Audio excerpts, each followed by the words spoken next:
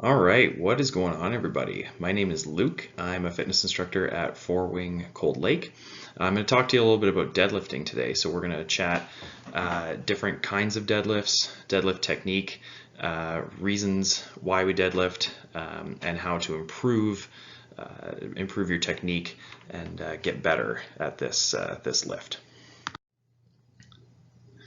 So we'll talk about why we deadlift first. Often neglected is the posterior chain. So we use deadlift to strengthen our posterior chain, and what that consists of is our upper back, our lower back, glutes, and hamstrings. Those are our prime pullers. So we want to use those as much as we can. A lot of times in training, we overuse the front side, we overuse our quads. Lots of people are very quad dominant, so doing deadlifts for health reasons is just as important as doing them for sports performance reasons. So we're strengthening our posterior chain. We're strengthening our grip, depending on what kind of grip we're using. If we're using that double overhand grip, definitely good for improving grip strength, and as well as we're improving our core strength. Because if we don't brace in through our abs and our lower back, our technique suffers. We increase that risk of injury. So we're trying to switch our core on as much as we can and improve that as well as strengthening in through the back side of our body, the back half. There's lots of different types of deadlifts. We're going to talk about straight bar, single leg, and a regular kettlebell deadlift today. But you can see with these photos, there's lots of different kinds. You see the straight bar there is your first photo. The trap bar, the hex bar. If you have that available to you in your gym, that's a fantastic place to start deadlifting. Reason for that is, and we're going to get into this in the kettlebell deadlift as well, you don't have to clear your knees with the bar. There's no sort of technique to clearing your knees with the trap bar. And it's a little more of a squat motion rather than the hinge that we're going to talk about later. So it's a kind of a lower barrier to entry deadlift than a straight bar deadlift. We have sumo deadlift, which again is a little more of a squat type, a little more quad dominant than a regular straight bar deadlift. A good kind of accessory movement, or if you're a power lifter, that's an option for your deadlift as well, as opposed to the conventional straight bar deadlift. There's also single leg options. So those are good for improving balance and core strength and stability. They're good for your joints because you're forced to stabilize in through that single leg. So it's a good way to kind of do some prehab on our joints and on our muscles. Good accessory movement as well. So we're going to get into that in a little more detail here. Okay, so we're going to talk about kettlebell deadlift first. Kettlebell deadlift is a great place to start because, like I said before, you don't have to worry about clearing your knees with the bar. We can reinforce good habits by starting lighter. Good habits being that hip hinge. So our first move in the deadlift is hinging at the hip rather than bending at the knee to squat down. So by hinging at the hip, we're engaging our hamstrings and our glutes and our lower back, rather than by bending our knees, we're engaging more of the quad. So you can see here with my models, we're hinging at the hip right here. So this is our hip hinge. You can still see a slight bend in the knee, but that's going to be at more towards the end of the movement after we've hinged as far as possible. And we're maintaining that nice neutral spine, that nice flat back, and you can see that in both of these cases that their backs are nice and flat. Reasons why it wouldn't be is a lack of mobility in the hips. We can't send those hips back very far, so we're forced to round our shoulders and really reach out for that weight.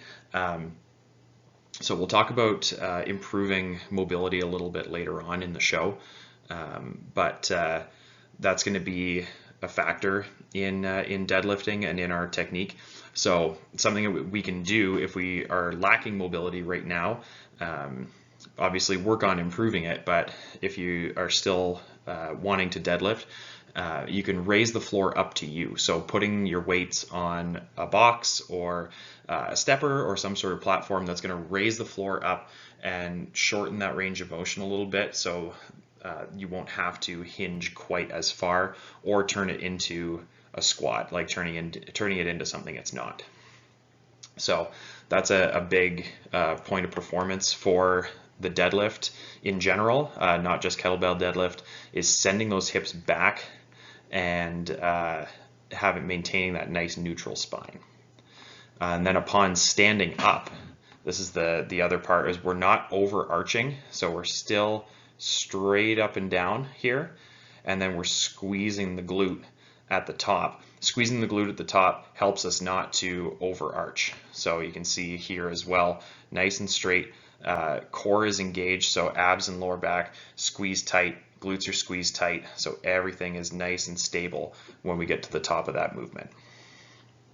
So that's those are our main points of performance. Again, is hip hinge, finish with that knee bend, maintain that neutral spine, and then driving through your heels on the way up. That's something I didn't mention, is driving through your heels and kind of sitting back to stand up. Everything then is engaged at the top. That's why this movement is so great, is because it seems like just a hamstring movement or just a lower back movement, but it's really a good overall, good full body movement.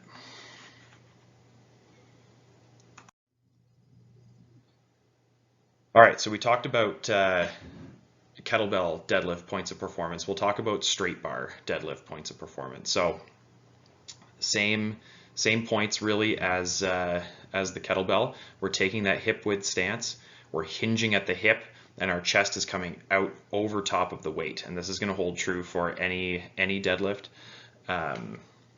with the weight, when the weight's out in front of you and you're on both 2 feet. So slight bend in those knees, like I said, but we're more focused on sending the hips back towards the back wall and then finishing with that knee bend. So hips go back, back stays flat, finish with the knee bend to get down to that bar. We're doing a double overhand grip. So this kind of motorcycle type grip that I showed at the beginning, or we can switch to a mixed grip. Depending on your goals, if you want to improve your grip strength, that double overhand grip is going to be the way to go. It's a little more challenging to hold a heavier weight with that double overhand grip. If you're going mixed grip, there's benefits to that as well. If you're into more competitive type lifting, that mixed grip will allow the bar to roll. So if the bar is going to roll, it's going to roll out of this hand and into this hand, and vice versa. If it's going to roll out of this hand, it's going to roll into this hand, if that makes sense. So it's a stronger grip, but it's not improving your grip strength. So if that's something you're going for, hit that double overhand grip. Keeping the bar close to your body, and again, this is going to be the same for the kettlebell deadlift or any other deadlift. You're keeping the weight as close to your body as you can. So we're scraping that bar up our shins. If you're not getting scarred from straight bar deadlifts, you're probably not keeping the bar close enough. So you want to be scraping that bar up your shins, keeping it in contact with your legs for as long as possible. Like I said, we're driving through those heels to stand up, and almost sitting back. We're almost kind of leaning back into those heels, and that's going to help you keep the bar close. It's going to help you engage your posterior chain more. It's going to help you stand up some heavier weights. So driving through the heels, all while keeping that nice neutral spine, that flat back that we saw in the previous photos, and keeping your core engaged. So we're squeezing really, really tight those abs, lower back, and glutes. That's nature's lifting belt. That's what a belt is for, is to kind of give yourself something to push against. So if we're training our core effectively, we should be able to, with moderate weights, squeeze our core hard enough that we don't need to use a belt. Excuse me, and it should help us will help us get that weight up. At the top of the rep, fully extending the hips and knees and contracting the glutes at the top, like I said before. Contract your glutes, keep your core engaged. That's going to stop you from overarching at the back and potentially injuring your spine. So, like I said, deadlift is a great movement for strength. If you go too far too fast, it can go wrong. So take it slow. Start with the kettlebell. Work your way up to these heavier weights, and don't go until you're ready. And if you have questions, ask your staff. They'll be more than happy to help you.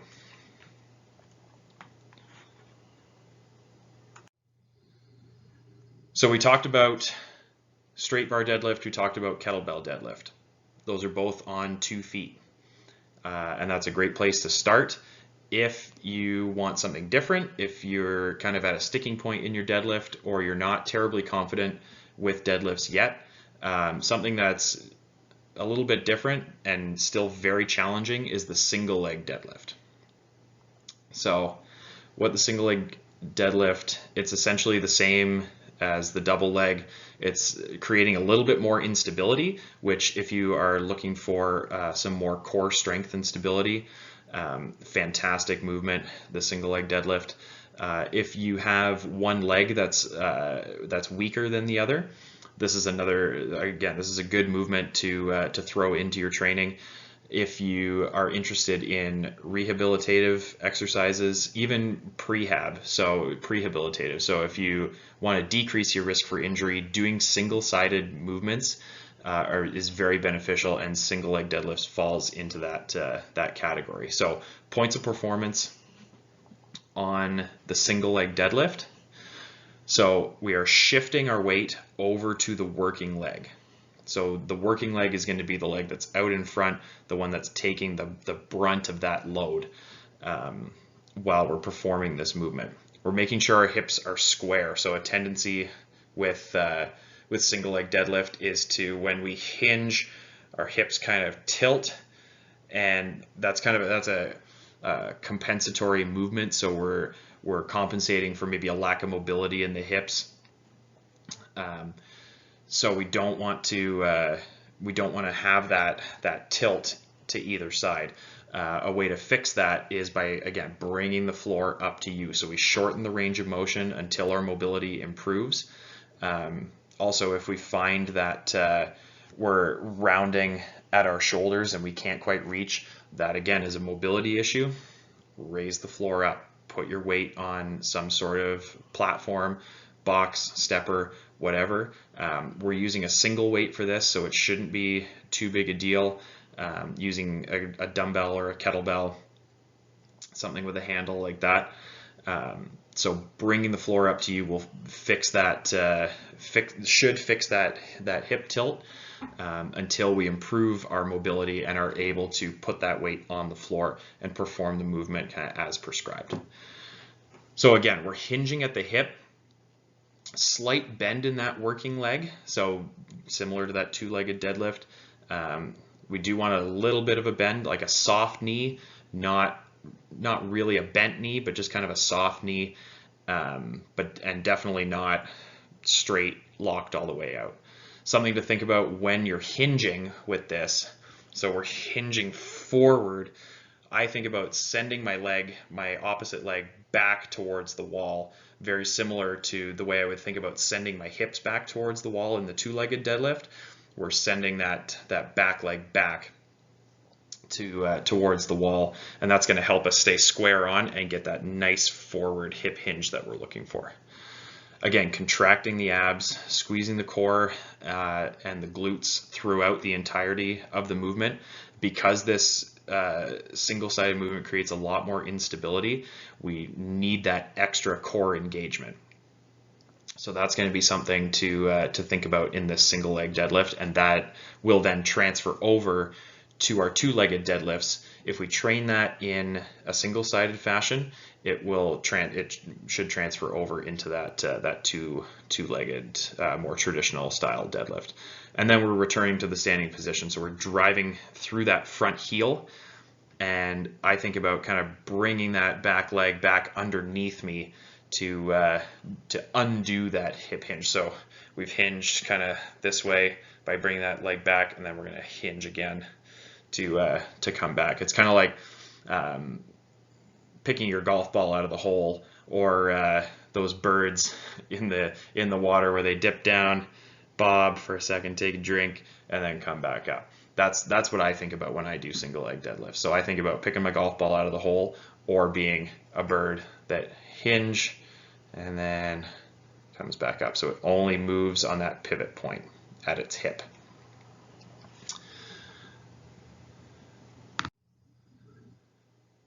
So I kind of already touched on this, the benefits of the single leg deadlift. We're improving our balance and our coordination, which is part of our 10 general physical skills. Not so much with strength, because we are doing lighter loads more for technique practice. So it's not really a strength movement, but it's definitely good for accessories, like I said, and it will translate into to bigger lifts as you get into more conventional deadlifting.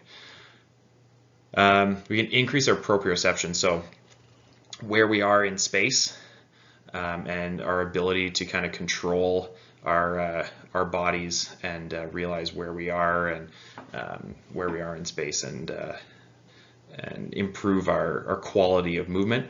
Increasing core strength and stability, like I said.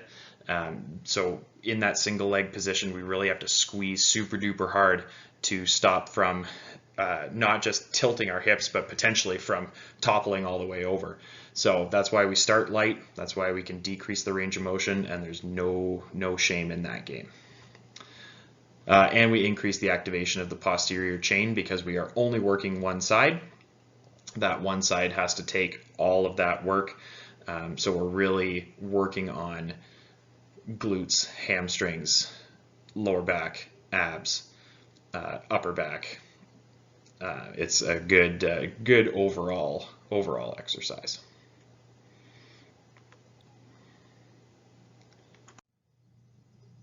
All right. So we've talked about technique. We've talked about the different kinds of deadlifts. I've said a bunch about modifying, and bringing the floor up to you is the best way to modify if you don't have the mobility. So here's how to improve your mobility. General foam rolling and lacrosse ball work, so soft tissue mobilization.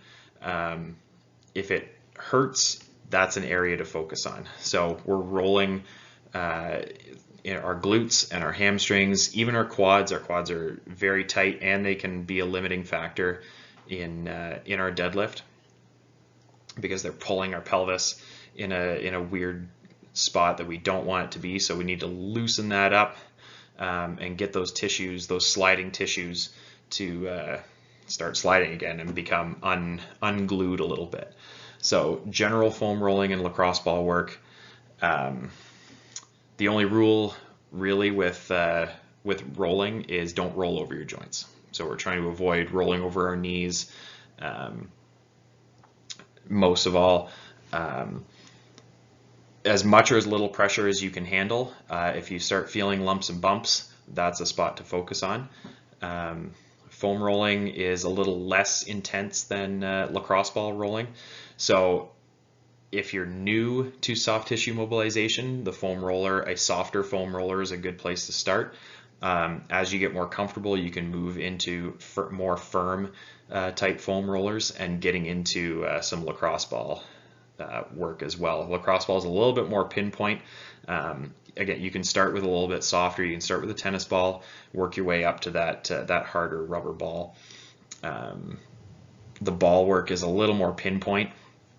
So whereas the foam roller is a lot more general. So if you need to focus on one spot, the ball is the way to go.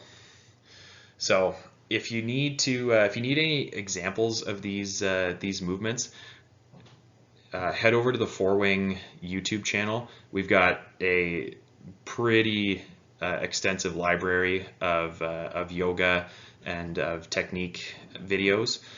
So it's a great place to check stuff out. So if any of these are not, if these names of these exercises are not jumping out at you, head over to the YouTube channel for PSP. Also, a Gatsu kettlebell is a great resource, especially for these Russian reaches.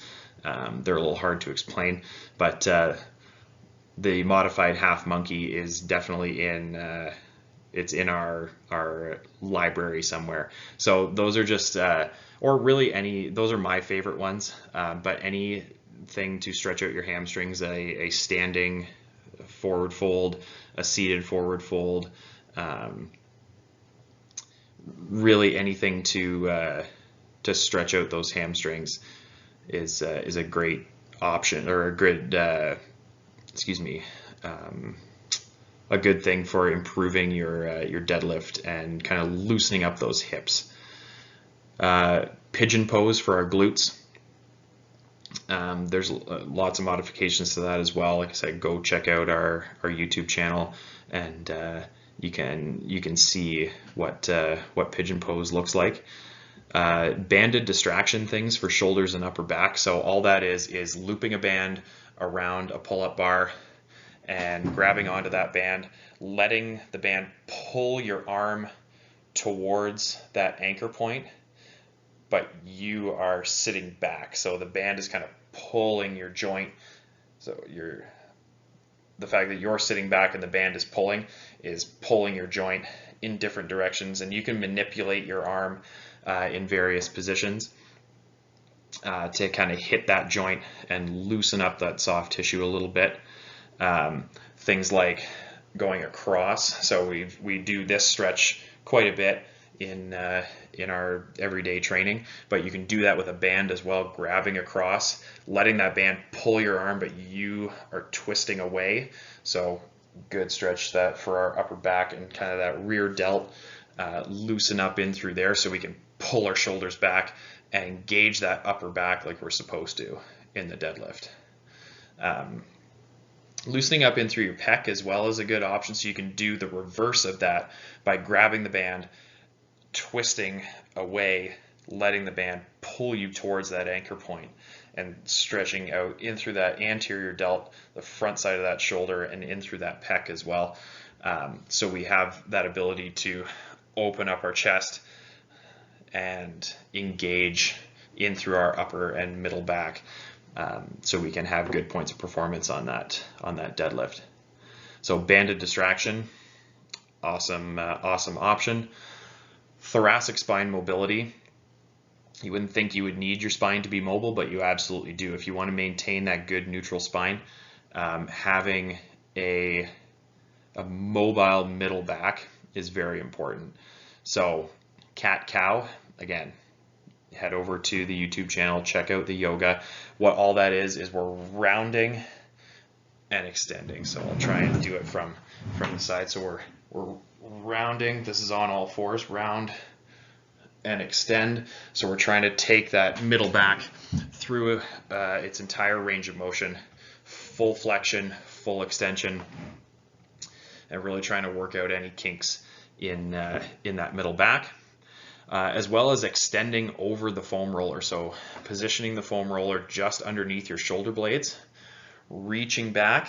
You can use a barbell or a rig or something as your anchor point, and grabbing onto that and just laying back as far as you're able, and breathe deep in through both of these stretches, breathing deep and kind of letting especially with the foam roller, letting the foam roller dig in, loosen up all that gunky tissue, and that'll improve your upper back, middle back mobility, thereby improving your deadlift positioning, and then you're more able to hinge at the hip and drive up to stand.